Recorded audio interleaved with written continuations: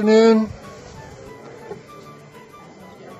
Thanks for coming out on a hot Friday afternoon in Doña County. Doña County is one of 9 organizations that is involved in a consortium to do regional planning, to promote sustainable communities, and we're very excited about the project and the work. One of the major things that we're concerned with is reaching out, making sure that this is an inclusive process, and I would say that means we want everybody, and you're a lot of everybody. So thank you for showing up. Today we do have a really excellent speaker and a resource, and one of the things that we're doing as part of the overall project, which is called Viva Doña, is that when we do have people come in who have something to share, not just with the project in a narrow sense, but also the community as a whole in terms of better understanding planning, or perhaps more fundamentally how we use planning to achieve our goals and values. We want to try to have that person come and share ideas with everybody, so we just keep learning as a community. And so I want to thank you again for being here. And at this point, I'd like to turn the mic over to Mayor Pro Tem Sharon Thomas from the City of Las Cruces. Oh, it doesn't move. Okay. So I have to tippy-toe back here. Okay. So I can see everybody. Well, one of the projects is a Unified Development Code, and that's one of the support committees that I sit on, and we've been working with Susan Henderson from Placemakers, and she has a great staff and a lot of great people who work with her, and then she has a few people from other organizations that work with her, and one of them is the Center for Neighborhood Technology, where Scott Bernstein was a founder. So if you know me, if you've heard me speak anywhere on planning, you know that I always talk about the H+T location efficiency, that you can't just measure affordability in terms of how much the housing costs, because if you had to drive way out 20-some miles from where you work to find a place you could afford, then you have to add all those transportation costs, and then you probably are not winning. So so that H+T location efficiency, so it turns out that that Scott invented that. So it's always nice to go right back to the real source, right? So I want to turn it over to Susan, who's great friends with Scott, and she'll tell you a little more about him, and then we'll hear from the master himself.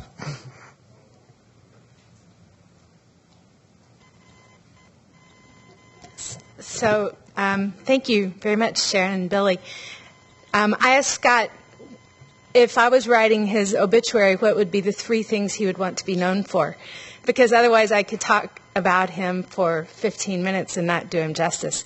So the 3 things that we discussed were, one thing that Scott had tremendous influence in, and actually long-reaching effects, was he sat on President Clinton's Council for Sustainability, and they did some really meaningful work at that time. And another thing that many of you, especially in affordable housing, are very familiar with are the tax increment financing for affordability. And so Scott was one of the people that helped establish that federal program. And then finally, as Sharon already mentioned, his most recent work that has had major long-range effects is the development of the H+T, the measure of true affordability, and that is actually one of the things that was a key part of the this HUD grant, and some of the framework that goes with that, and the requirements for how we measure our success here in Doña County as we move forward with all of this planning effort. And so Scott and his team invented that, as Sharon said, and he's going to speak now to us about really what does that mean for Doña County, and how can we use that to affect long-term how to increase affordability here. So Scott.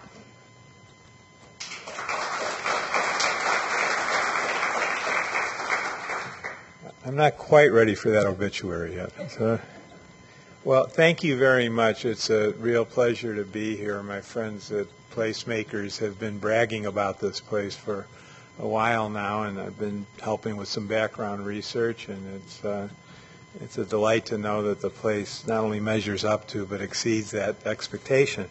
And the work that I and my colleagues do is intended to help disclose something that people need to know. And I just want to say a word about this idea about disclosure, because it speaks to a part of all of us that seems to work. Very astute economics professor Albert Hirschman once said that economic development consists not in knowing what the secret formulas are that'll get you the biggest bang for the buck, but that understanding that all places have assets that are too often hidden, scattered, or poorly utilized. And just think about those three phrases. If something is hidden and you need to know about it, well, the solution is going to be unhiding it, disclosing it, making it legible and knowable and transparent. So you can have a conversation about it and wrestle with what that asset actually is. If it's scattered, you kind of like it to be unscattered. You want it to be organized, targeted, aligned,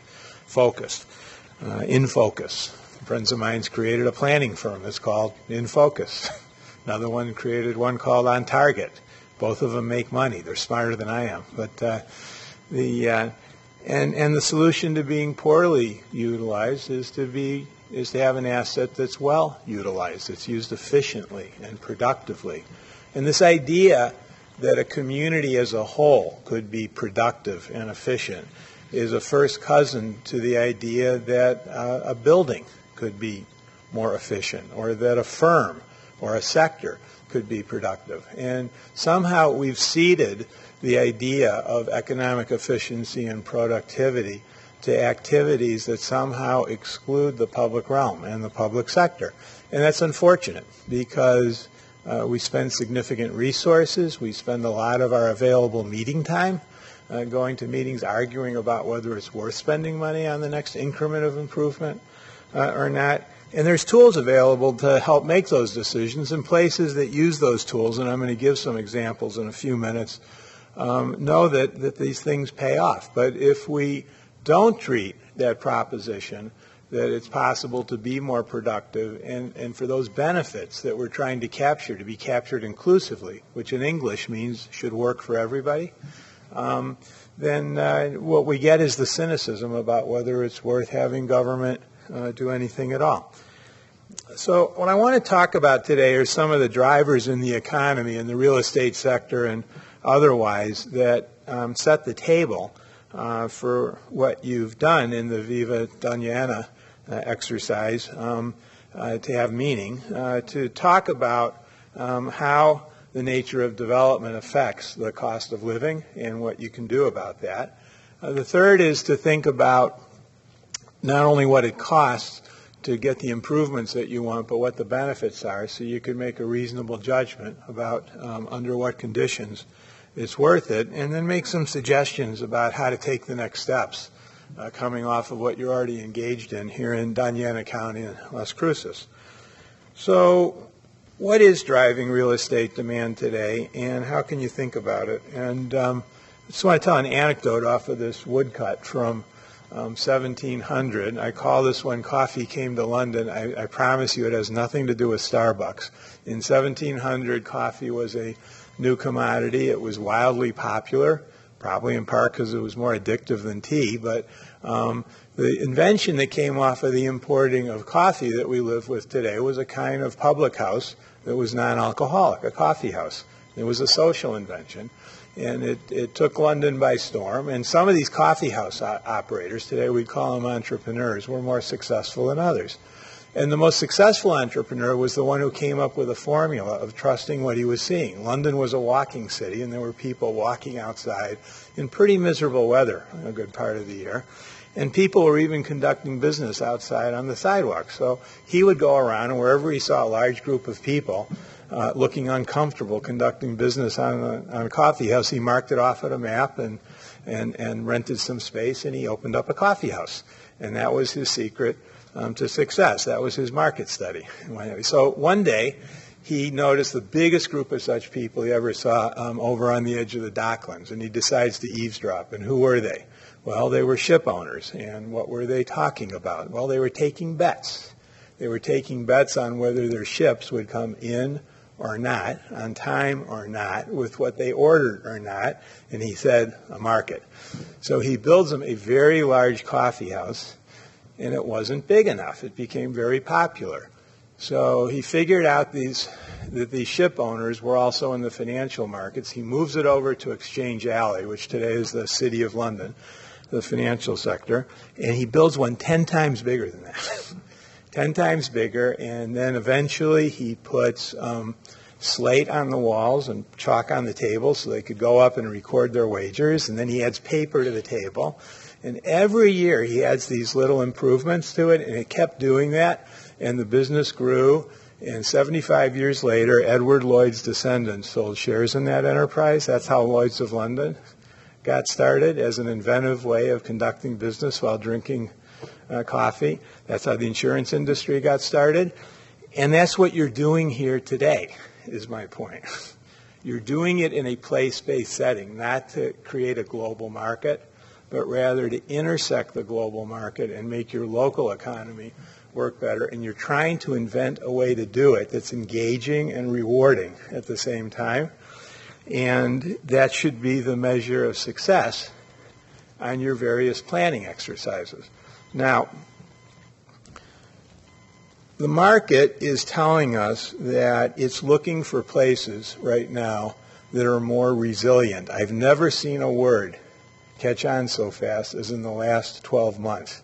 If I go to the Federal Reserve Bank, they want to know how resilient our process is. If I'm trying to deal with how to cope with severe weather, the question is, well, how resilient are you? Right? There's two things you can count on for the rest of our lives as being the case, that never again will we have a stable economy or stable weather. So the question becomes, how adaptive are we to the conditions that we have, if we're not going to just sort of chuck it? And resilience is about a process. I sent out an informal survey, who's got the best definition of resilience? And it's really interesting. About 90% of the responses that came back were cynical comments like, it's just this year's name for sustainable development or comprehensive and coordinated development. There was one really good definition that said it was about a process, it was about adaptive capacities, it was about collective efficacy. It was about the ability to set goals and do something together. In fact, the two examples they gave were A, empowerment, and B, community economic development. It's really interesting, especially considering the source, and I'm not making this up. It was the Committee on Community Resilience of, not the American Banking Association, not the American Planning Association, the American Psychiatric Association. So they decided we all as communities need a lot of help, and this was a good place to start. So gas prices are one sort of thing that fit the definition I talked about and that the market's worried about. You know, if you go back 10 years, they were pretty cheap, maybe a third of what they cost today. They started going up. They came down a little. They went up a lot, and then they fell a lot. And then the pundits started saying, well, they've dropped back now, they'll stabilize. That's not what's happened. Everywhere you look in America, it's going like this. All of the things that we're doing on the supply side to increase the supply of gas, for the most part, will not lower the price of gas in America. You're fortunate in that in timing, the Southwest United States is about $1.20 behind where the Midwest is right now, and a little bit more than that than where California is. I assure you that you'll catch up, and that has severe consequences. And in fact, the smoother curve shows that last year, on average, was the highest year on record for the price of gasoline, and it'll keep going up because most of what's being produced is being produced to fill world demand, not domestic demand, and we're not building more refining capacity, and some other problems that go with that. And the bigger problem is that the gasoline comes with the car that you have to pay for in order to use it. The price of gas is something we fixate on. It is the only everyday purchase commodity that you get the price of in real time because we have to drive so much. And where is it posted? It's posted on a gas station. I mean, you don't get the price of milk in real time every few blocks. You get the price of gas. And so there's a problem here. We train ourselves to think the cost of driving is a lot less than it is. Now, the real estate market has caught on to the studies we've done and validated them. We're working with the Urban Land Institute, the National Association of Realtors, among others. And every year for the last 30 years, PricewaterhouseCoopers has surveyed the 800 largest builders, developers, investors in America and asked, where do you want to put your money? Where do you want to place your bets? And increasingly the answer that's come back and taken off with a roar recently is we would prefer to invest in a higher density, higher location efficiency, mixed use, infill, preferably transit-oriented product. And the footnote says, preferably with a 24-hour character. This is where I should say honk if that's you, because not very much of America actually fits that profile. And so what happens is there's this much equity available to invest, and the last 10 years of specifying this product type has moved the needle from 1% of that equity to 5 to 6% of that equity going into that product type. The rest of it goes wherever there's a place to invest the money because there aren't enough places to invest in. So when people and communities actually change the rules in order to meet the spec that people who have money want to invest in, the money follows it. It's usually not local money exclusively. Every community I go to say we have trouble getting banks to do anything any different, and the answer to that is competition still works, and if there's money available to invest, you should be advertising your opportunities outside of the community. Now, that's a lot to pack into those two graphs, but that is what I think is happening.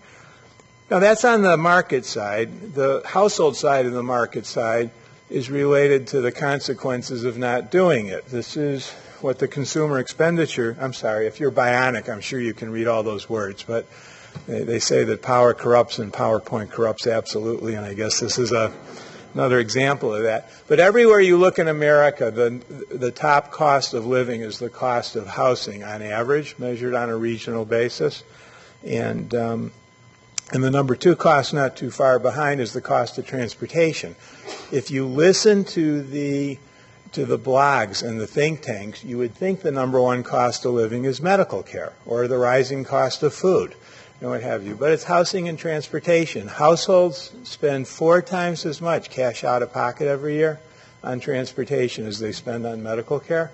And where's the public conversation about it? Now, I say on average because while that's true for metropolitan America, in places within metropolitan areas, the cost of transportation can actually equal or exceed the cost of housing. And I'm going to show you what the map looks like in a couple minutes for Doña County. Now, an interesting thing that happens economically, if you look over time at the relationship between those gas prices and an indicator of economic well-being, in this case, the national household savings rate, is that when the price of gas goes down, the savings rate goes up. People have a little bit more consumer surplus, and they're able to put it away. And when the price of gas goes up, the savings rate goes down. These are mirror images of each other. What this indicates is that people's disposable income is almost totally inelastic. There isn't a lot of wiggle room. We're not that resilient on average. I don't have enough time to show you the sequence, but if you looked over time and the changes in the distribution of income in Doña County, it does go up. And on average, it's true that there is more income. Just like on average, it's true that it's a good bet that Susan will get to write my obituary someday, right? Despite my best efforts, I can't live forever.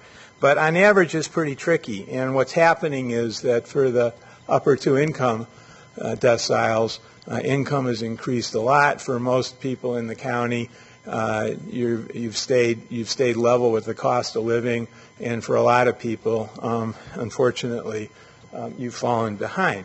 And so when the price of a critical commodity that you don't have any choice but to spend money on goes up, the money's got to come from somewhere. And the savings rate goes down, and if I had time I could show you the amount of money borrowed on credit cards to pay for gasoline goes up too. The second trend that I think you really want to think about here is demographics. One of the few questions that the U.S. Census has asked consistently since 1790, or at least that's what the book tells me, I'm not that old, is how many people live in your household? And the answer in 1790 was six people per household on average. And 10 years later it was a little less than that, and it's dropped every time the question's been asked. We were down to 3.3 people per household in 1960 and 2.6 in 2000 and 2.5 something in 2010.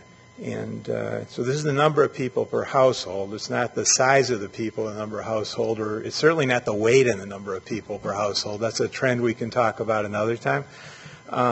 But the other thing that's happened, which is what the bottom graph shows, is that as the household size has dropped, what the market's offered in the way of a real estate product has not. During that same period of time, the average size of homes built increased from 1,400 to 2,100 square feet. The average size of the lots increased. The average distance between homes increased. I showed this to Bill McKibben, the author, and he said, I guess you're saying we've kind of squandered the national wealth building bigger and bigger homes further and further away from each other. It doesn't sound like a good sign. And so what's the demographic trend, and how does that translate into this? Well, if you look at the average ages of people and what percentage of the population is accounted for by each, at the one end you got people like me, so-called aging boomers. I'm 62 years old. I'm at the tail end of that one. And I don't want to retire in an isolated place. I want to be in a place where I'm close to my living relatives and friends, and I want activities, and I want to be able to walk, and I want access to services and so forth. And that is driving a tremendous relocation all over the country from inconvenient to more convenient places. And at the other end of the curve, you have generations X and Y and millennials and whatever else they can come up with to call it in this week's magazines. And they're becoming householders for the first time, and they too want units that are more conveniently located. And both of these want anything but an Ozzie and Harriet existence. They don't want a certain kind of single-family home. If they want a single-family home, they want it to be in the right location. They're happy to have a smaller one that's easier to take care of. It's not that there's not a demand for ranch houses, or what we call ranch houses. It's that there is a demand for smaller homes, and that demand increasingly is getting filled where it can be by multifamily housing. At the one end, it's increasingly getting filled, but I predicted both ends, it's increasingly going to get filled by rental, not ownership housing. And those are the two hardest things to build right now everywhere in America. It's much, much easier to get a one-size-fits-all subdivision platted than to put in various kinds of multifamily, apartment, condo, co-op, shared equity homes, but that's what the market is demanding. These two slides, I think, kind of dramatically demonstrate the difference of a choice for older Americans. The one at the bottom, if you could see it, it's sort of a mid-rise. 7 stories is where I live in Evanston, Illinois, an inner-ring older suburb. It was built almost 100 years ago as an affordable retirement home in Evanston. It's the North Shore Hotel, and today it is a relatively affordable retirement home. I moved my own father into it when he hit 88 years old, and it's on an urban form with an average of block sizes of 2 acres each. All right, so what you get is a very urban feel, even though it's a suburb, and he can walk to everything. He's got shopping nearby, the doctor's nearby, I'm nearby, for what it's worth. He's close to the lake. He can hop on the L. It works for him. And above that, my relatives, an aunt and uncle, just a couple miles away, moved into that Lincolnwood place, which is a gated retirement community aimed at the same income strata at a higher price point.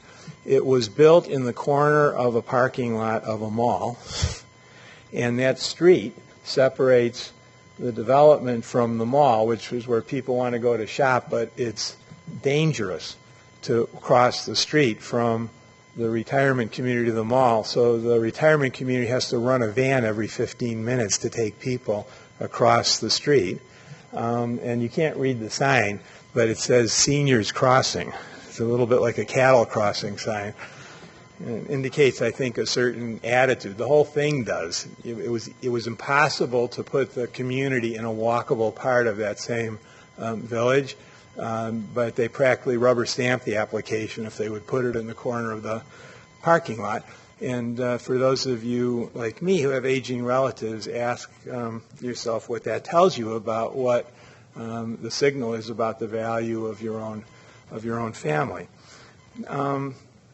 Now, as the housing market crashed, households adjusted in various ways, and one is indicated as the previous narrative explained by these two graphs, and these are, of course, impenetrably dense. But what what we think they say is that if you look over time, since just before the real estate crash, what you find is a dramatic drop in the vacancy rate in rental housing in America and a dramatic increase and growing in the vacancy rate in already built owner housing in America. So we're not supplying rental housing as fast as the demand is growing for it. And, you know, you can have a philosophical discussion about it. If you're a developer and you realize that this is the case, you might be inclined to ask, what can I do about it? And it's hard, and we can talk about this later, but I'm just going to assert from this point on that we have an unfulfilled demand for that kind of housing. And by the way, where that demand is, we found in a recent study, is increasingly for places that are either in or around downtowns, activity centers, job centers, and overall transit-oriented development. No less than 25% of that demand is for housing near frequent mass transportation. And demand's a funny thing. If you don't provide what people are demanding, it's an academic exercise. But if the demand is there and the evidence there that if you build it, people will buy it or rent it and what have you, and you do another plan and then you don't plan for making it easier to build more rental housing or high density or multifamily housing, what does that tell you about your long-range likelihood of economic success as a community? So it's interesting. We can talk about why communities choose not to do that, but it's important to go on here, so I will. This is from Chicago, and Susan was very good about making me not present too many examples that weren't from this part of the country. And there's a lot that's wrong with Chicago. But I just want to say these figures came, again, from the period just before the recession started to its official end in 2011. It's not really ended, but people adapted to the high cost of transportation during the recession by switching from driving. Those first two bars that are negative, meaning that they dropped, were the number of people commuting by automobile. The first one drove alone to work, the second one carpooled. So we had 96,000 fewer workers chose to commute by car to work, and 108,000 more workers commuting by transit, walking, working at home, or other non-auto means. They had those choices, and the biggest growth wasn't necessarily in mass transportation, and a similar sort of thing happened even here, but there wasn't as much choice here. So today in Doña County, 81.5% of workers still drive alone to work, despite the high cost. But the good news is that 18.5% do not. If somebody tells you everybody drives alone to work, that's not true. People carpool, 10.1%. They work at home, 3.9%. They walk to work, 2.6%. They take bicycles, motorbikes. All those figures are up since 2006. So people adapt everywhere, and they're only going to adapt as easily and as quickly as the choices that you actually provide. All right, let's move on to this Housing and Transportation Affordability Index and what the benefits are for Doña County. So this definition is really important. If I said energy efficiency in a building, you can pretty easily understand that the idea behind making this building efficient is to not waste something that you have a choice in not wasting. And you do it in this building by auditing the design and figuring out how to make it better insulated and more reflective in this climate, and having a more efficient air conditioning system. And it works pretty good in this room. Otherwise, you wouldn't be able to hear me. There's rooms in this building where it doesn't work as well and needs a tune-up and so forth. And but that's what energy efficiency in a building is. And location efficiency for a community is to that community what energy efficiency is to that building. It's a way of setting goals for a building. It's a fancy way of defining and measuring local convenience and accessibility. If everything you did was right next to you, you wouldn't have to drive. If you didn't own a car and there was a perfect means of transportation, you could hop on and hop off, you wouldn't have to spend as much money as you do right now. If you needed to drive for recreational purposes, great, but you wouldn't be owning as many cars per household or driving them as much in that period, and therefore you wouldn't be spending as much of what's a scarce resource for the overwhelming majority of you. And if you knew how much less you would need to get around by motorized transportation for every improvement that you made as a result of a plan or a public investment and what have you, then you too could make a nice bet on what the return on your personal investment would be. Now, I want you to look carefully. Everybody's going to be tested on this formula before you leave the room here. It's just to say that the data I'm going to show you in the maps come out of a process that were vetted over a really long period of time by the National Academy of Sciences, the Brookings Institution, and many other people. And what they say can be, I think, easier to understand if you can visualize it. Well, I thought I brought a bottle of water. There it is. And what that curve says is that the higher the density and accessibility of a location, the lower the amount of driving there is. This came from 6 million household records in 3 very different places, Chicago, LA, and San Francisco. And the finding was that it's the nature of the community, the location efficiency of the place, that defines how much you actually have to get around, accounting for income and household size rather than income and household size per se. And you know, one could argue those are 3 very big places. So then we've looked at it.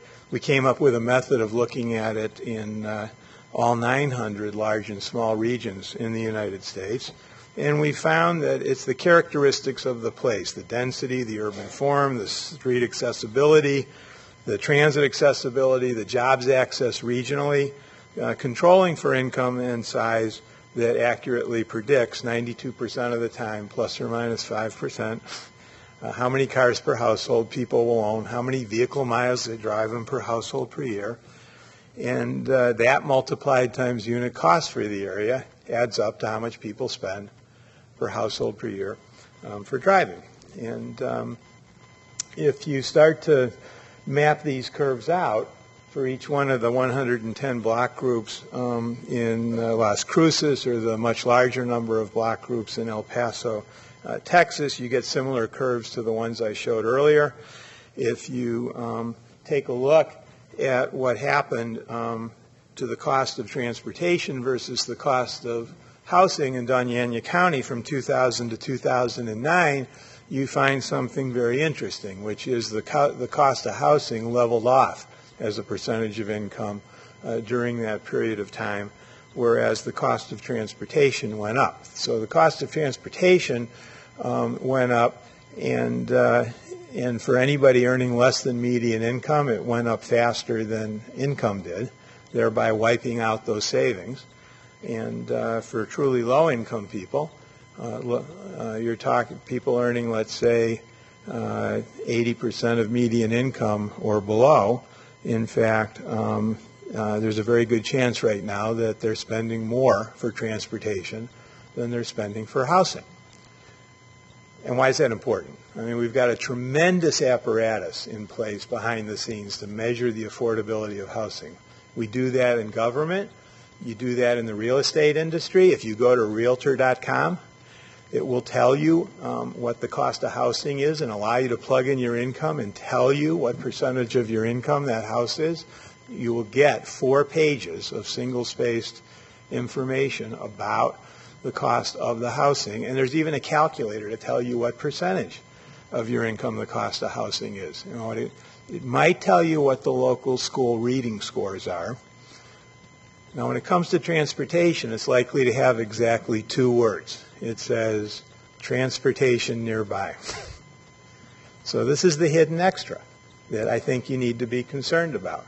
That the cost of transportation, because there isn't a lot of transportation choice and because things are more spread out than you'd like, actually adds up to a significant amount. So we have in the United States what's called a drive till you qualify market because of this. People go searching for the house they can afford. As you get away from the center of things, on average the cost of housing starts dropping. There's exceptions, but the further out you go, the more likely it is you are to find something you can afford. And somewhere magically everywhere, around 10 miles out from the center of town, the cost of housing, that red line, drops precipitously. You've entered the drive until you qualify zone. And the curve's a little bit different for everybody, but we found this every place. So the red line drops, and the yellow line, which is the cost of transportation, starts increasing. And while it's true that you can go statistically from 1 car per household to 1.1 cars per household, in reality you got to buy the whole second car. So you go from 1 to 2 cars per household. And if you've got a teenage kid or an older parent and they're driving 2, you go to 3 cars, and that's how you end up falling into the trap of spending more for transportation than for housing. So we went looking for where this number, 30% of income or less is affordable housing, is the official guideline, where that came from. And I thought there was a committee somewhere that established that, because that's how things get done. And I didn't find a committee. What I did find was a poem, the last line of which was a week's wage for a month's rent. The kids were taught in England, and it migrated over here, and they used to use it in home economics classes. So think about it. That's where the rule of thumb came from on keeping your cost of housing at about a quarter of your income, more or less, what have you. And that worked 100 years ago in home ec classes, where they could tell you, in cities, for example, keep your car fare, which meant street car fare, at 3% of your income. And they also told you, don't you ever go into debt for an automobile. Well, there's only so many hours in the day, and home economics was driven out of the curriculum by driver's education. So now we teach kids exactly how to go into debt for an automobile, starting as age 15, and we label that financial responsibility, and here we are today. And so transportation, if it approaches the cost of housing, in effect, doubles the cost of a location.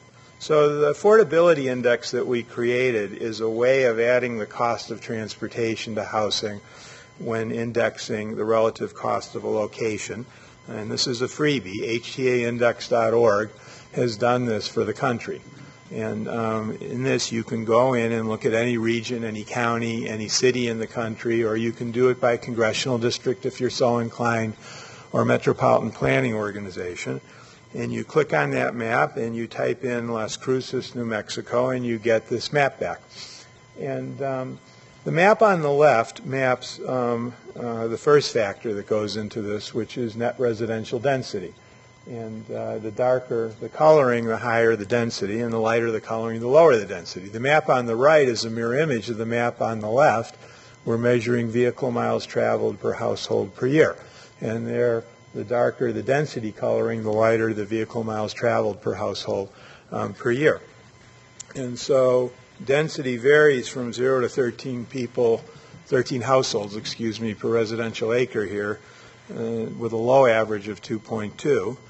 And vehicle miles traveled per household per year ranges, and I don't have the numbers right there, but 15,000 to 26,000 per year with an average of about 21,000. So keep those numbers in mind. The same thing happens with mirror images, with the map on the right now being auto-zoned per household per year. So if you know AutoZone per household per year, and you know vehicle miles traveled per household per year, and you know what those things cost, you could add them up, and that's how we come up with the cost of driving for the area. Both downtown and University Park, for example, are associated with lower VMT and lower car ownership and higher densities. So as you go through this, you find that urban form also counts. Smaller block sizes, higher intersection densities are shown in the maps on the left, the previous and this one, and the map on the right shows the lower driving behavior. And you start to see why we associated these factors together in defining location efficiency. So location efficiency is about local convenience and regional access. You have big job centers close to the center of the region here, but you also have big and bigger ones out to the east and as far away as White Sands, New Mexico. So you don't have a lot of transit options there. The newer park and ride service established by New Mexico DOT is a step in the right direction. But our basic finding with transit is if you build it, run it frequently, and connect it regionally, they will ride it. So you get very high ridership downtown where you've got some circulation services. It keeps improving there. Nobody rode transit out to White Sands when there wasn't any transit to White Sands. Now that you've been riding it every reporting period, you've been getting an increase in the number of people doing it. And if you ask the question, how far can you get in 30 minutes on transit, you find really you can only get around the central area here. And this is a pretty good indicator of how many people are likely to ride transit. We measured with the cooperation of your transit agency how frequently the Roadrunner ran, and in this scale, orange is so-so. It runs on average every 29.8 minutes on peak. I know there's a couple routes that run a little more frequently and about every hour off peak. El Paso runs a little bit better than that by comparison because it's worked as a policy of actually increasing the frequency of operation, not only at building their new BRT system. You need to do both of those to actually get the higher ridership. Well, you put all this together. Now, the map on the left is more or less the official HUD map of where housing is affordable in the county. Everything that's yellow meets the housing costs less than 30% of income for median income household. And on the map on the right, unfortunately, we couldn't find any block groups where we met the new criteria we've suggested of keeping the combined costs of housing and transportation together at under 45% of income. So that yellow area has shrunk up. We're not saying there's no affordable housing. What we're saying is there's not enough to show up on average when measured on a neighborhood basis. And that suggests that the cost of housing is indeed approaching, or excuse me, the cost of transportation is indeed approaching the cost of housing. And it's a little bit worse for those people earning 80% of median income. And so you can sort of count on the cost of housing and transportation together of eating up about 60% of income for median income households and 70% or more for households earning 80% of median income. Okay, I know. Now I've given you all indigestion. Why did we invite this guy? What can we do about it? So what are the strategies that you can use to make the community benefits of location efficiency apparent? So people are doing all these things. They're trying to protect consumers against hidden costs. They use affordability indexes to define housing needs. They inform state planning for housing and for workforce development. They're used to underwrite loans. People use affordability indexes to counsel people on how to lower the cost of living.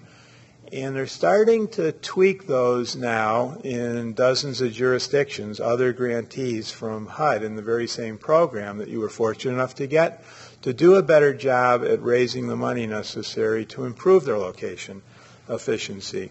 So where is that happening? Well, the first example is you couldn't get the grant you got for this planning exercise without showing that you were willing and able to count the combined cost of housing and transportation.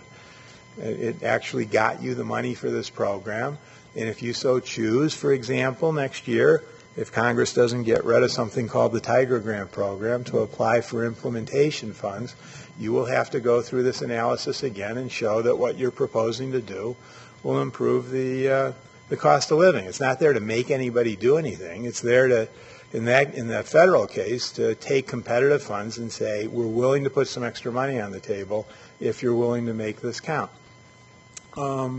Metropolitan planning organizations, MPOs in the Bay Area, Chicago, and D.C. have used this index aggressively to reprioritize what they spend their money on, taking billions of dollars away from the highway account in their long-range plan and putting it into mass transportation. We have places that are changing the way that households are counseled on how to save money by helping them focus on how to lower the cost of transportation, not only riding mass transit, but car sharing and carpooling and the value of walking and biking. The state of Illinois now requires the housing agency there, the equivalent of MFA here, to go through this analysis before allocating low-income housing tax credits or making financing available. Down the road in El Paso, in preparation for the tsunami of households coming because of the base realignment, on the next 4,000 units is offering barriers to putting them in places where transportation costs are high and incentives to developers for putting them where transportation costs will be low, where they're developing these sorts of things. Real quickly now, wherever you look in America, where there is more location efficiency, the percentage of people taking transit, walking, or biking to work increases in the areas where there is more transit, more choice being offered. So building transit isn't just about getting on the bus and going to work and coming back. It's actually inducing additional behavior.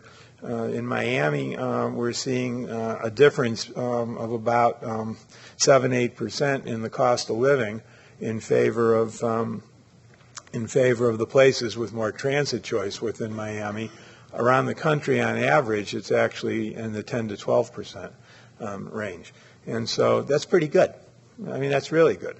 When we counsel people on how to save money on the cost of living, and by the way, if you're like America, at least half of you have asked advice in the last year of somebody on how to save money.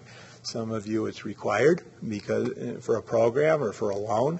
Others have even spent money going out and getting a financial counselor. The problem with most counseling programs is the output of them is a printout that reads something like 50 simple ways to save money, and you really only have attention span for 5 at a time.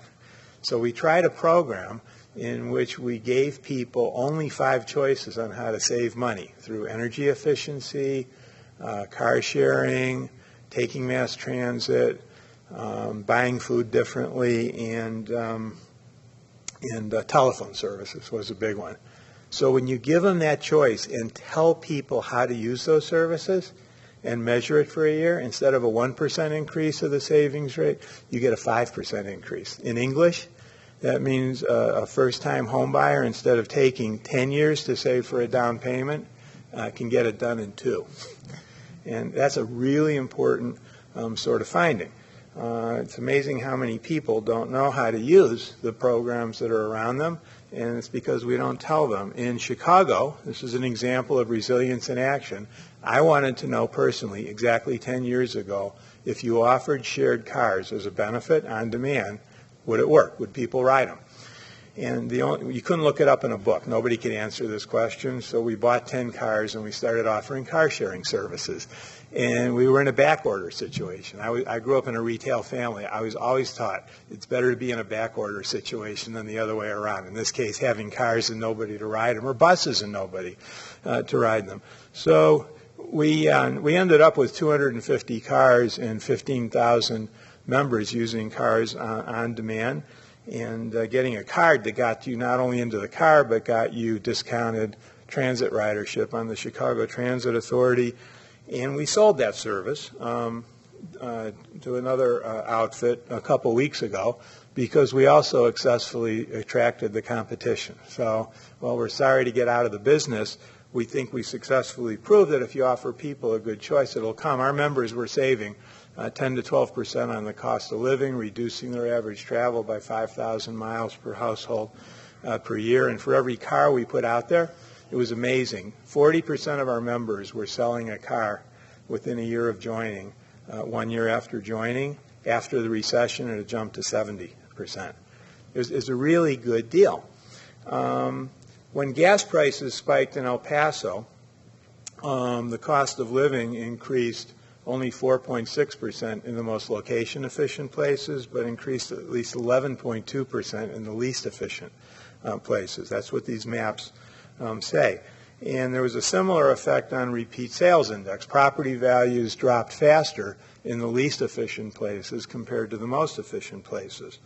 When you measure out nationally what happened in the relationship between foreclosure rates on the bottom and gas price spikes on the top, you don't have to be a compulsive statistician like me to see that those are identical prices. They're shifted 6 to 9 months. So something shook up the economy and people reacted. And unfortunately, in a lot of places, that reaction was receiving a foreclosure notice. Now, foreclosure notice doesn't always mean, and usually doesn't mean, somebody's house got taken.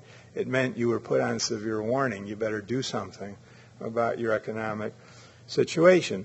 So we find as we go around the country and look over time that people are doing things to actually reduce their risk and improve their economic success. You can increase access to amenities. 4/5 of the trips taken by people in Doña County are not for the journey to work. They're for everyday things like medical care and visiting friends and going to church. And an important one is eating. I can't get over the habit of eating. I don't know about anybody else here, so if there isn't food nearby, I'm going to have to go someplace else. But the data is that if there are food stores available nearby, people won't drive as much. So you can use land more efficiently. You can reduce block size to make it more walkable, make use of alleys in different ways. You can improve local and regional transit access, and you can create effective demand for these kinds of results. And you can put it into a scorecard. Viva Doña, I think, is developing a scorecard. And you change the regulated neighborhood character to make it easier to develop the right stuff, and you add the extra transit service and choice that you need, all towards the goal of getting more acceptable traffic, improved affordability, and economic resilience, and you measure the outcome using the same indicators we've been talking about, or maybe some better ones. And in creating what's called a form-based code, in which you look at the size and shape of what you're building and the accessibility that that creates to the everyday things that you do and making it more walkable, you not only act like a regulator in what I'm suggesting, you act as an enabler. You create the incentives. You let people see that if you reach certain density benchmarks or have more local amenities, the cost of living is likely to go down. Now, nothing says that right now. If I apply to build here in the county or in the city, I am told I'm allowed to build up to a certain density if I observe a certain setback and accessibility regime. But it doesn't tell me or the people reviewing my application what happens if I do or don't achieve that goal. It simply tells me this is what I can do. But if you adopt where I think the plan's going, everybody will understand that there's a consequence to what you approve, and then it becomes more likely to build what you need. All right, we're getting there. We're almost there. The value creation and value capture. So let's say that you build the intermodal transfer station, which you are building to connect the buses together. That will be a first for Las Cruces. There will be a location for a station, and what goes in around it will create extra real estate value. It'll create other kinds of economic value as well. And there's a lot of ways you can capture that. Well, first of all, you can choose to do nothing. Some places mistakenly only put park and ride parking lots surrounding 100% of those areas, and real estate value goes down. I mean, you've taken your most valuable land in town and you've created a dead zone. You don't want to do that. So the second thing you can do is say, all right, we'll develop something right on top of that station. We'll lease the air rights to it, and we'll build up, and we'll have this thing that's this monolith, and we'll call it a day. Now the problem with that is As you can see from the shading, the actual demand for the use of that facility is what creates the value. It happens up to a half mile away. People almost everywhere are willing to walk at least a half mile to get to something that they need. So we end up creating business improvement districts or special service districts or tax increment financing districts as ways of capturing that value and putting the money back to work to keep reinvesting and building out from that. It's just as equitable as it always was. You're making a decision on an area-wide basis on what to do with the taxes and fees that come off that development, but you're also making a deliberate decision to try and get a certain kind of outcome out of it. So governing boards of transit-oriented development districts around the country find that doing the work this way actually create funds for other purposes. You can use it to keep improving the district. You can lower the cost of land. You can lower the cost of amenities. You can use it to lower the cost of education. You can use it to pay for community policing and security. And the message is, whatever that benefit and that use is, your location efficiency paid for that benefit. And everywhere we looked in the country, we find that during the recession, the properties located within walking distance of transit stations held their value better in the worst financial crisis since the recession. So how do you make these ideas relevant to Doña Ana County? I was in a meeting with the governor of Oregon recently who said his governments were on the hook to maintain and take care of our core legacy assets, roads, water, sewers, bridges. And he said, but then there's the infrastructure we're all turned on about, a smart grid, mass transit, more complete streets, clean energy economy, broadband, green infrastructure. And then he joked. He said, you know, the problem is that my staff, they're lifers. I'm just a short timer, right? I want to do these things, and people have job descriptions that say we're supposed to spend transportation money on roads, even though I have the legal authority to ask that it gets spent on mass transportation. And his answer is twofold. One is that's a fight worth having, and number two, you might have to create parallel organizations to deliver these new kinds of services. And he's right. Both those things are happening all across America. Now, what's worth fighting for, it turns out, is a matter of how much benefit you think there is that comes from different optional kinds of investments. What this complicated triangle says is that if you only measure benefit internally, meaning I'm going to build a road. I build roads. I'm the New Mexico Highway Department, and I'm going to put all my money into making my roads work better, and in the belief that by making the roads work better, traffic speeds will be higher, there'll be less time wasted in congestion. That's the only economic benefit other than construction jobs that I care about. You'll end up continuing to build roads. And that's what those bottom two rungs are about. The top two rungs, labeled regional economic development and livability, by contrast, are what 90% of the planning discussion's about all across America. How can we create local value? How can we create permanent, not just temporary construction jobs? How do we lower the cost of living? Can you get more real estate bang for the buck by building mixed use and a somewhat higher intensity?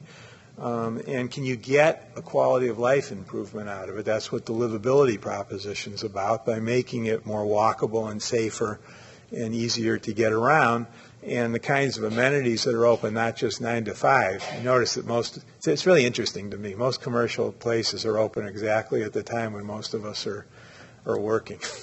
And can you get at least longer hours of use for the amenities that we've got?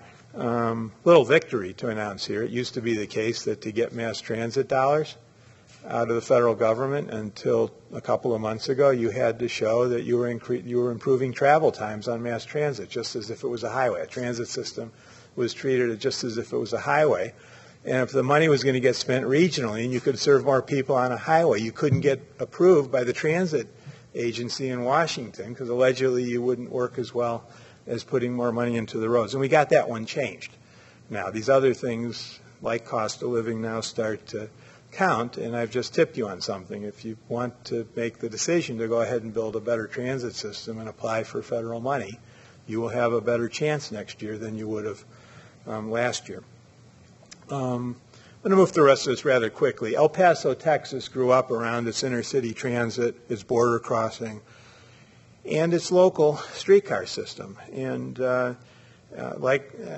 like most of America, grew up that way. And those streetcars were seen as what gave the extra edge to local development on the boulevards. And you saw pictures everywhere like this of walkable and rideable urbanism that resulted. And the problem was that by making it easy, by lowering the cost of what became driver's license permits and vehicle stickers and the like, streets got too crowded, and so the streetcars were crowded out. Pictures like this showed up everywhere in America. Las Cruces didn't have a streetcar system. You might have. El Paso was on the way because it was El Paso Electric System to extending it here when the system crashed and burned there. And instead you got pictures like this. This is the opening of Interstate 94 between Illinois and Wisconsin. And if you can't read the banners on those models, one says Miss Concrete and the other one says Miss Blacktop. And lest you think that's a historical artifact, I invite you to a road builders convention. They still joke about things that way. So what Viva Doña is about, I believe, fundamentally, is getting away from these separated decisions and into integrated solutions. And for example, it's already the case that if you're a household who lives downtown in Las Cruces, New Mexico, your greenhouse gas footprint is 5 metric tons of carbon per household per year, whereas if you live outside of the core, it's as high as 13. That's a result of the location efficiency that already results. You didn't have to create a program to do that. That's just the performance measure of what happens from burning less gasoline in getting around. Both Las Cruces and El Paso's MPOs and their respective state DOTs are planning intensely for the better movement of freight around here, along with Union Pacific. And as a result, there's going to be a spillover benefit from the Santa Teresa investment for what we call cargo-oriented development. There'll only be 600 permanent construction jobs from that whole investment. What we believe there'll be at least 5,000 direct supply chain jobs from that, and maybe twice that many again in affiliated ones. All development happens like this. Now the question is, where are those going to be? If you don't think about it, those jobs will go wherever land is cheapest and it's easiest to get a permit. If you do think about it, you have a chance of aligning those jobs in places that make it possible to economically justify a better transit system for a whole region. You going to do it or not? UP is realigning the rail network down there, which will create surplus capacity in the rail lines, not only for freight. These are really long freight trains, by the way, 2 miles long in some cases, on their way to Los Angeles or up to Chicago. But by realigning it this way, all of a sudden there just might be affordable right-of-way for passenger rail between El Paso and Las Cruces. Is that on the table? Is anybody talking about it? Well, the answer is no, except in certain rarefied rooms like this. But you could be talking about it, and there could be the opportunity to actually show feasibility given the chances. It's not theoretical that UP is spending a lot of money on that facility and that there's a spillover benefit up here. What hasn't happened yet is working through the choices on that. In Chicago, we were able to take a relatively low, moderate income working class community, Blue Island, that was landlocked by a freight yard, get them to trade off some of that freight yard land for expansion land for the businesses that use that freight, and allowed them to double the size of their downtown. With cargo-oriented development, we're showing that you can actually use the land more intensely by electrifying some of these operations, and as a result, you can lower emissions and get up to 3 times more use per the same acre of land.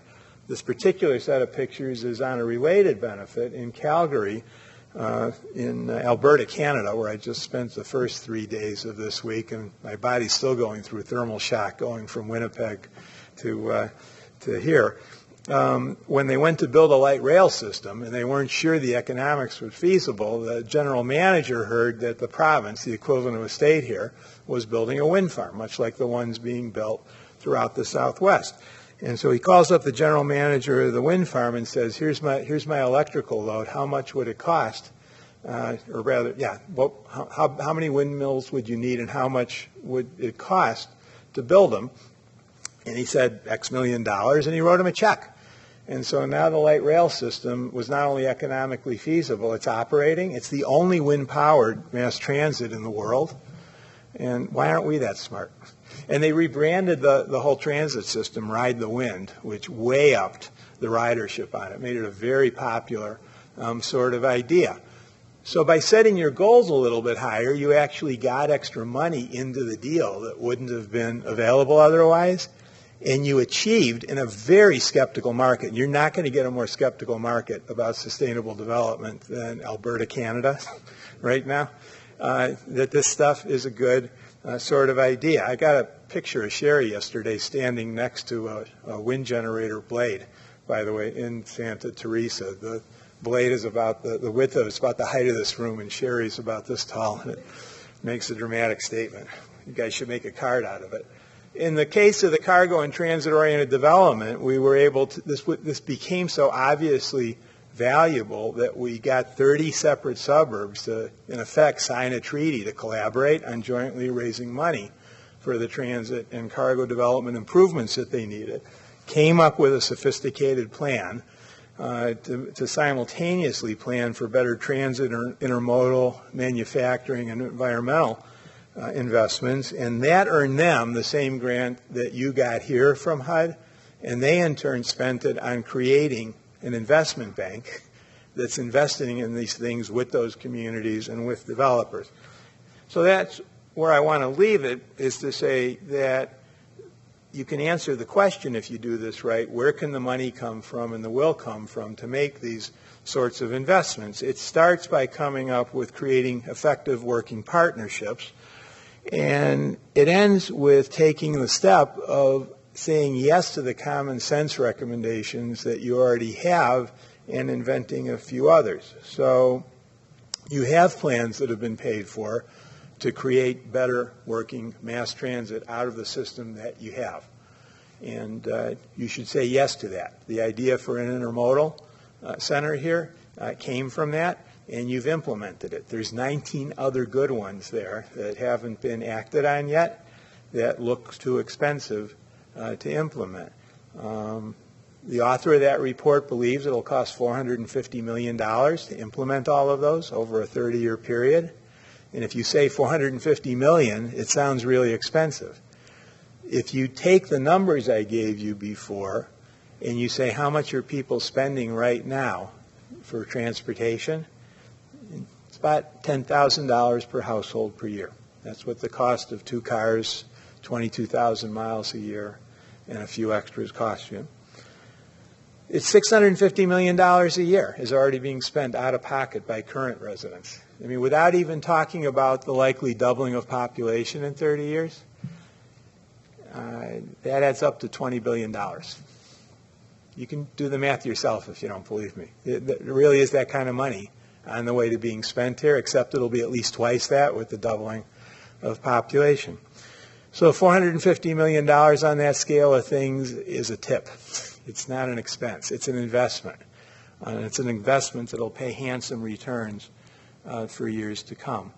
So that's my thesis. You've got a choice about whether to treat a plan and some ideas for doing things differently as a burden or as a benefit. If you only look at the expense of it, it's clearly a burden. It's one more thing you have to plan for. God forbid, it's one more set of meetings you have to go to and talk about and wrestle about and what have you. But if you actually count the benefits of lowering the cost of living and getting more tax dollar and other return for your investment, creating the resilience to ride out that economic wave and the other waves that are coming, what have you, it looks to me like Las Cruces could be poised for economic success, and that's the choice. That I think you really want to make. If you're committed to a common goal of economic success, I think that there's a choice of using this kind of information to make sure that those benefits come and that they come to everybody. Thank you very much.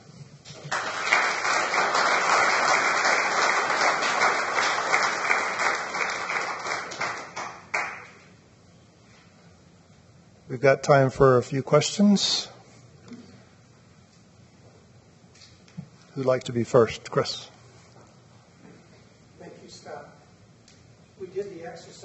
$20 billion previously, that's private money. That's 65,000 households making what you've demonstrated to be less than logical decisions. But transit is public investment. So how do you change that distribution of resources? I mean, is it a matter of asking really big employers to provide incentives to people if they're willing to take transit? I don't know how to move the money from my pocket into a transit district. All right, let me repeat the question. So Chris is asking, isn't the $20 billion private money? It takes public money to invest in mass transit. How do you bridge the gap there? How do you deal with the split incentive? Well, I'll tell you how people are dealing with it across the country. One is the dreaded T word. They're voting to tax themselves to do it. I'm not making that up. There's been hundreds of ballot initiatives in the last 20 years where people have voted to tax themselves everywhere from 1/8 of a cent to 1/2 cent if the money will go into a transit system. And 80% of those measures have passed. Right? I'm not making that up. 80% have passed, which means that more money has been generated by people voting to tax themselves a couple dollars a month than by the entire federal transit program. So that's one way to do it. You create a dedicated tax, then you have the choice. You collect the tax, you can spend it all at once, which is not the most efficient way to do it. Or what you can do is you can borrow against it and finance it, which is smarter. I dare say there's not too many people in the room who paid cash for their house. You got a mortgage in all likelihood. But when it comes to public finance, we sort of treat it like something that you have to pretend as if you pay for it all at once or you don't build it. And the 20% where they didn't pass are places where those initiatives were sold strictly on intangible benefits. It's good for quality of life, vote for it. It's good for the environment. It will deal with traffic congestion. All the others stress the cost of living benefits. The second thing that goes on is you get employers to offer prepaid transit as a benefit of working at a place. We've got cases with employers large and small that have done that across the country, and not everybody realizes that the tax code gives a tax benefit to employers that offer transit instead of a parking space as a benefit of working there. And that's a use it or lose it benefit. That money's going to places right now that is marketing that benefit, and it's non-rival. If 100% of employers offered it here, there would be more money. That's the way that kind of tax deduction works. We also have cases where you take the public transportation system and you contract out the operation of it to a nonprofit or non-governmental entity. If you've heard of the Portland streetcar and you look at it, you say, wow, where did they get the money for this multi-billion-dollar system? It's the wrong question. Portland Streetcar Inc. has exactly 1.5 employees. It's a not-for-profit 501c3 corporation. They lease the right to operate it back to the City of Portland. Those are City of Portland employees. The transit operator for the region agrees to coordinate the streetcar with the buses on a combined schedule. They split the cost of marketing, and the thing is self-funding now. It's kind of interesting. The Northern New England Passenger Rail Authority is known as the Amtrak Downeaster. It's an 18-person, not-for-profit, tax-exempt organization. They hold parties to market the thing.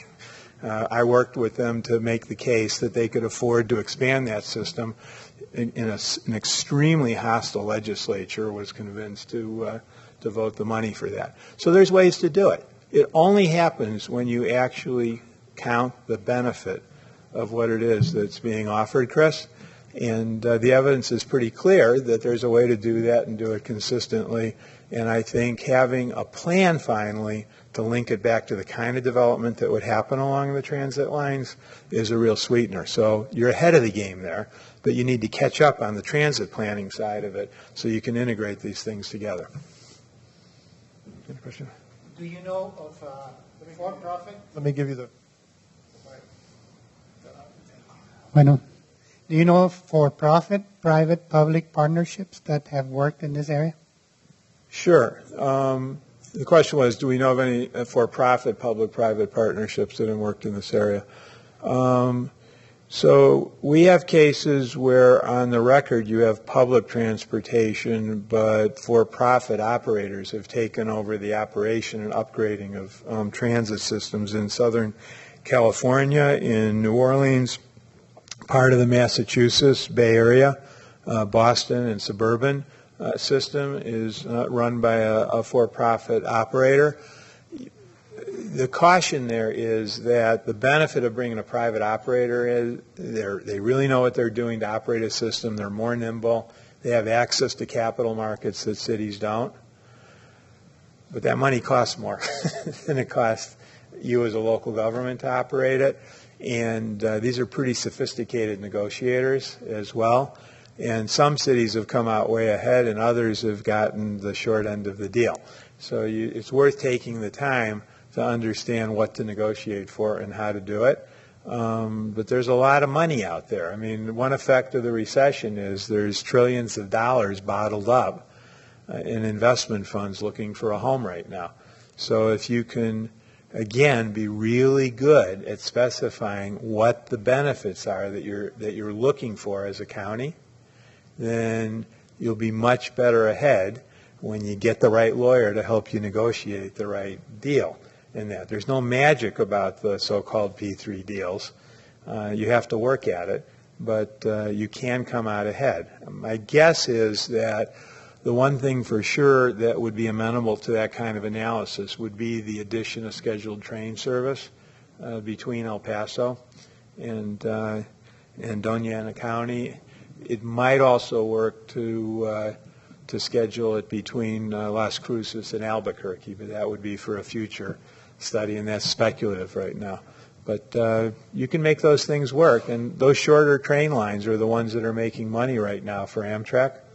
And it's really interesting. People talk about transit as something that never pays. The average fare box recovery ratio for bus systems in America ranges from 20 to 30%. For fixed guideway rail, 40 to 50%. The low end on Amtrak is 72%. The high end is 1.4%. Right, the one Washington to Lynchburg, Virginia, makes a 40% gross profit before taxes.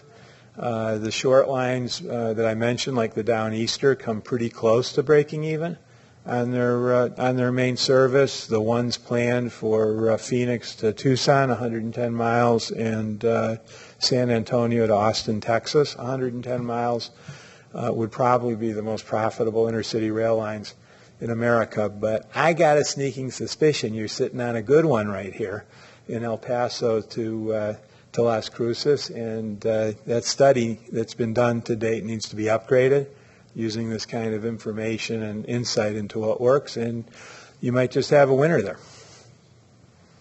Anything else? Anyone else have a question? I usually charge a whole lot of money for answering these questions, so all right. Scott, anybody else? Okay. Thank you very much for being here. Thank you very much. I'd like to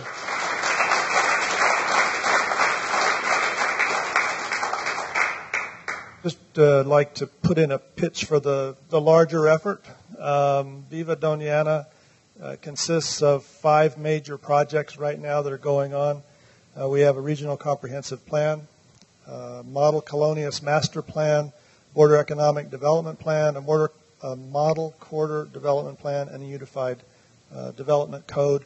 And there are a couple of other things that will come on a little bit later in the process. This is all part of a project that was funded by HUD, the Sustainable Communities Program. We've got another year and a half, essentially, to finish this up. The idea behind the consortium is that this is not about just doing a plan.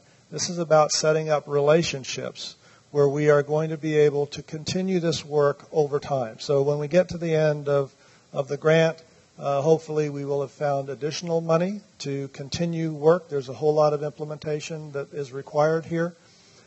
We've had questions about, well, all we need is another plan. What are you doing this for? And in a very real sense, what we're hoping to be able to do is to do a better job of integrating a lot of the existing planning that's going on. There's a lot of good stuff that's out there, and so this is, in a certain way, a matter of being able to help all that work. Number one, be heard, and two, find ways of working that into a larger, more beneficial system. We do have some sessions that are coming up where we can continue this discussion, and I want to invite you to a number of workshops that are going to be held July 9th through 11th, beginning on the 9th in Las Cruces at the Alma de Arte Charter School. On the 9th, there's going to be a session in the afternoon at 3:30 and then one beginning in the evening at 6 o'clock. We have all the rest of the information, I think, posted on the website. That's www.vivadoña.org. I got it right? Okay. And we have follow-up meetings that are going to be in Hatch, La Union, Chaparral, Radium Springs, Sunland Park, and Butterfield. This is truly a regional effort in the context of Doña Ana County being as big as 2 states. So we want to encourage you to join us in that effort.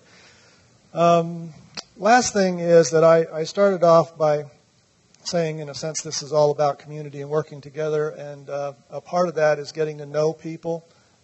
I didn't say who I was. I'm Billy Garrett. I'm a county commissioner, and I'm the chair of the Regional Leadership Committee of the consortium. We have Sharon Thomas that was introduced. She's the vice chair. And we have a number of people who are on the staff from the county. The county is the fiscal agent for this grant, and so we have a number of lead planners who are engaged with this. Not everybody knows everybody else, and I was reluctant to have everybody stand up and introduce yourselves. But in particular, I want Daniel, would you stand up, please? This is Daniel Horder. He's the department chief for community development for the county, and is the person responsible overall for this project. If you haven't met him, it would be good to go up and just say hi. Put a name and a face together. We're building the database. Angela Roberson is also one of our key planners. And before I get into doing all of them, Jessica and everybody else that's on staff that's working on this, if you would stand up just so people know who you are. We've got Jessica. Okay, great. Okay, so if you haven't met some of these people, please say hi. Just help them put a name and a face, and you got a name and a face, and we'll keep building this relationship. I do hope to see you at future meetings. I will thank you for taking the time on a Friday afternoon to come out, and thank you again.